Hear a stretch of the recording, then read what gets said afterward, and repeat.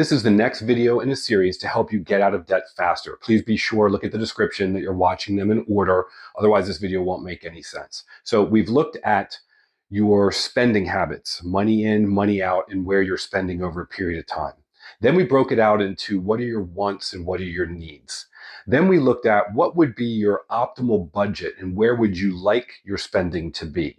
Where would you like to be spending in terms of charities or savings for retirement or kids' college and that sort of thing. Then we broke out all of your debts. This is very important. That was the last video. How much do you owe? When is it due? What are your minimum payments? What's the percentage rate? Now the fun part. Now we're going to look at currently, you know when all those debts are going to get paid off, but some of them are variable, like credit cards, meaning you can pay more every month and it will be paid down faster, but because it's variable, you don't really know the end date, or at least they don't tell you the end date. We have to calculate that. You can also make additional payments to some of your installment loans, your monthly loans that have a fixed end date, because they can still be paid off faster, and that additional payment will go to principal as well. So we're going to look at your various debts and the percentage rate on each, and try to determine where we would like to start paying down faster. And this is where it's completely dependent upon you. You're going to have to balance your budget and where you're spending with how fast you want to pay things down. And we'll show you the calculators to use so that you can quite easily say, all right, I've got this payment of $300 a month on a credit card. It's going to take me 5 years to pay this off. If I bump it to 200, I'll pay it off in 3 years. I'm just giving you an example. So now I need to look at my budget and find $200. Well, I spend $600 a month on restaurants.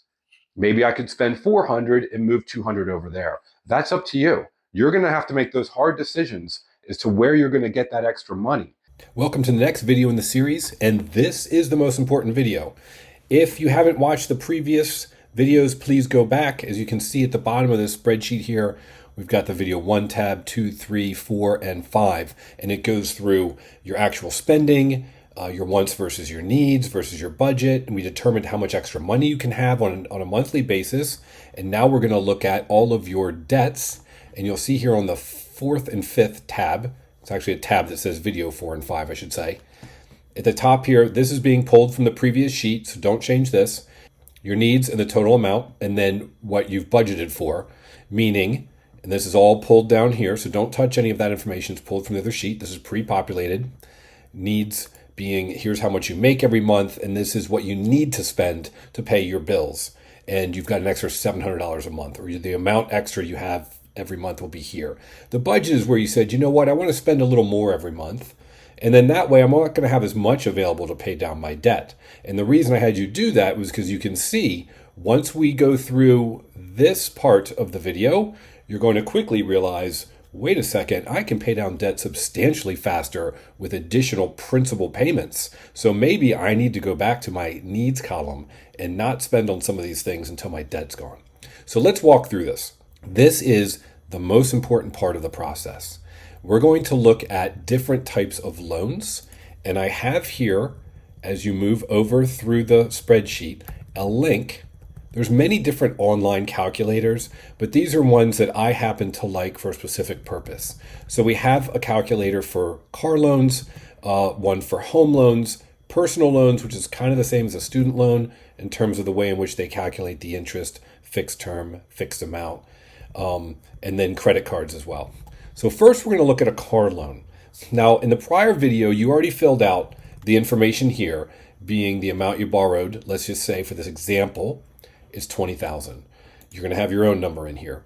And then the terms, 60 months. That was the original loan at 7%. And here's your payment and the payoff date. Now, as we move over here, so here you can just simply, if you hit Control C or right click and say copy, you can go ahead and paste that calculator and open it up. In this case, make it a little larger, we said that we had, now this calculator is interesting. It has number of months remaining.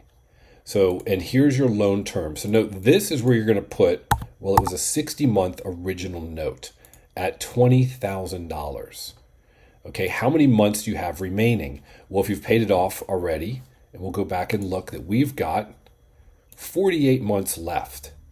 So we've been paying it off for 12 months or 1 year. So let's put 48 months in there. Actually already has 48 months.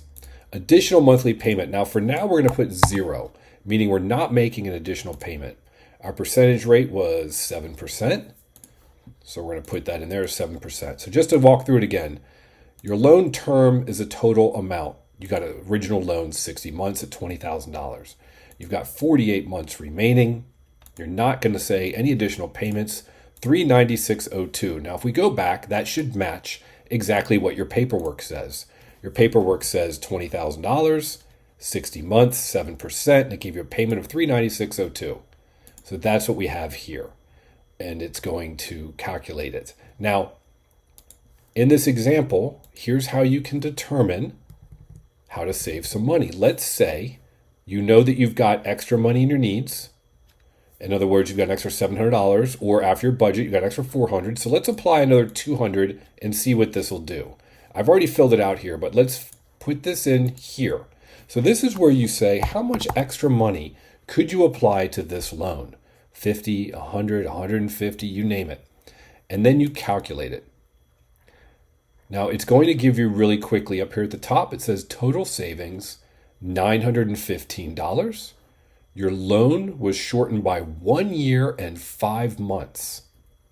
That's significant. You have a 48-month loan left, which is 4 years, and you just took a year and a half off. So now you're going to be done in 2.5 years, and you've saved $900 because you're paying less interest. So I went ahead and put that in here and said, all right, we agreed to do an additional payment of $200. We're saving 1 year and 5 months. We're saving $900. That's if we put 200 to this. So that's how you can use this calculator to quickly add to your loans. Now, if you had another car loan, let's say that one was 12%. Well, obviously the way it works is that you're going to want to pay off the higher interest rate item first. So if you only had cars and one was 12 and one was 7, and you could make an additional payment, everyone would suggest you take the extra money and you put it towards the higher loan, which in this case would be the 12%. Then you apply it to the 7. You'll see that in the credit card calculator, but the theory is the same regardless of the type of loan. Now let's look at the home loan. The home loan was $400,000, 30 years. It says month or years. Percent 6%. The monthly payment. All right, now we're going to look at this calculator. It's $400,000. We said 30 years, so we're going to put 6%. And we know that years left, we have 27 years left. So we know we've been paying it off for 3 years.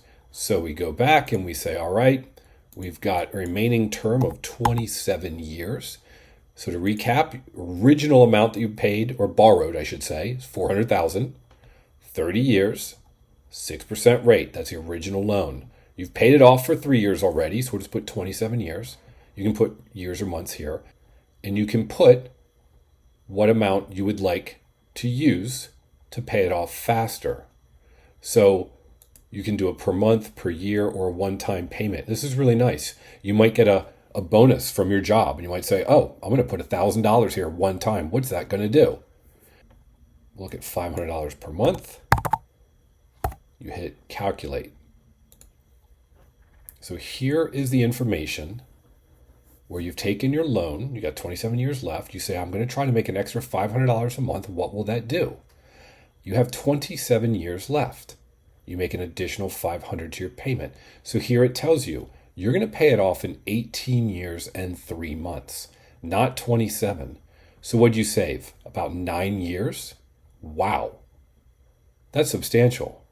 You went from a $3,000 a month payment roughly to a $3,500 a month. So here it is. Your original monthly payment, $2398.20. Let's just verify that. Yep, here's your information. It was $400,000, 30 years, 6%, $2,398.20. You're going to add $500. So what does that do? It makes your payment $2898. Now it's going to show you what you save. Up here, there's a summary. It says, here's the remaining balance by paying it off $500 a month. It'll be 8 years and 9 months earlier. This results in savings of $144,000 in interest. So it's showing you with your original loan, this column here, your payment, how much your total payments will be on that $400,000 loan? It's twice as much. It's over $800,000. But with the extra $500 a month, it'll be $718. The difference being $144,000 you saved. And that's here in the interest payments, $463 versus $318. Your remaining payments, remaining interest, and how long it will take you to pay it off. So now let's fill that out. So we put here $500 extra. You're going to save almost 9 years and $115,000. So the impact of $200 to the car was a saving of $900. Now you're going to save a year and a half. So that means in a year and a half, you'll save a year and a half. You've got what? You had 4 years left. So what's interesting about this is you can say, okay, so that means I have 2.5 years to pay off this car, if I do this. What happens at the end of 2.5 years? Well, now you no longer have this $400 a month payment, roughly, and you're no longer making this additional $200. That's $600. So in a short period of time, in 2.5 years, you'll have an additional $600 available. You could then throw that over at the house. And of course, there are many other things you can do, which you'll start to realize as you see how you can pay things down and where you can move money around. Now let's move on to 2 more calculators. One can be used for personal loans, student loans. It's very simplistic because it's a fixed amount, meaning you've got what I call like a fixed debt instrument versus a variable one like a credit card. So $10,000, let's say that was a personal loan, 36 months, 12%, your payment would be $332.14. And let's just say out of the 36 months, you've got 24 months remaining. You've already paid a year of it. So this is the calculator I like. Let's go ahead and open that one up. So once you open it up, you'll see here, you've got the loan term, which is the second one, meaning that's the initial loan term of 36 months, $10,000 at 12%. And we now have paid off a year, so we've got 24 months remaining. And the current payment is $332.14. Just to verify, let's go back and check. And yep, your payment's $332.14. That's what your statement says, and that's what it's calculating. Perfect. Now, what if we took that, and I'm using $200 for a couple of these just to give you being able to compare the impact of an additional $200 to various types of loans. So in this one, we're going to try and use another $200. So here's the field. You simply put in what's the additional monthly payment you want to make. So instead of $332, it would be $532. You're doing that monthly. Hit calculate. And at the top here, it'll tell you your repayment was shortened by 9 months and you saved $364. So that almost took a year off. So instead of 24 months, it's 24 minus 9. You'll have 15 months left. So now we know that if we apply to this particular loan, it's going to be saving you 9 months and $364. All right. Now that's a calculator you can use for whatever your personal or your student loans are and how much you might want to throw at it, apples to apples. Let's throw some more money at a credit card. Now, in this case, we've got 2 cards as an example, $10,000 balance and a $5,000 balance. This card is 25% and you're paying $300 a month. That's the minimum payment. $5,000 on this one, 20%, and you're paying $150 a month. Those were the numbers that we had in our needs budget. And we're going to see what happens when we throw another $200 at it. Now, let me show you this calculator that I love. And the reason is, the rule of thumb is pay off the highest interest rate things first. So let's look at the credit card payment calculator. Now, I've put in here on this calculator, you can see you can put all the different cards that you have. You can do 1, 2, 3, and it's going to show you a plan as to exactly what to do. And we put in our minimum payment of $300 on this one, $10,300, 25%, $5,150, 20%. So we're making $300 on this one and $150. So if we just make a $450 payment and we hit calculate, because it says what's the budget you're setting aside. At the moment, we're just setting aside $450, nothing extra. Now at the top, and this is very interesting, it's going to show you how long it takes to pay off these cards. This one is 55 months. You're going to pay $7,000 in interest. And what are you going to do? It says that you're going to pay $300 a month, just like you said, on this card, and $150 on this card until month 49. This is interesting. After month 49, you're going to increase the payment here. Well, why is that? Well, that's because on this card, you're actually done paying it off. At month 50, you have an additional $9. So you're going to take that $450, you're going to throw it up here. Then you can see The rest of the time, you're going to make a $450 a month payment. When this card's done, you're putting the budget over here. So in the case of we're doing what we're doing, it's 55 months here, it's 50 months there. That's over 4 years, right? That's 4 to 5 years almost, and you're paying roughly $10,000 in interest. All right, well, let's say that we've got our extra 200, like we said, we're going to throw 200 more. So instead of 450, we're going to make it 650 because we're adding $200. What's that going to do? So remember, 55 months, $10,000 in interest. Add an additional $200, what happens? Now it's 31 months, which is 2.5 years, not 55 months. So we almost cut the amount of time in half. And instead of $10,000 in interest, it looks like we're paying almost $5,000 in interest. We cut the interest in half. That's significant. And we cut the amount of time in half. What does that really mean? Well, think about it. Once these are paid, that $650 is now available because you no longer have to use it on your credit cards. Let's do something more interesting. Let's look at this. We have our needs, meaning we have $700 available if we only pay our needs. But we want to do some extra fun stuff, or you do, so you only have $460 available. Let's call it $400 and $700. So if we do those extra fun, cool things, we have another $400. So an extra $400 would mean instead of $450, we want to spend budget $850. We're going to put another $400 towards it. What does that do?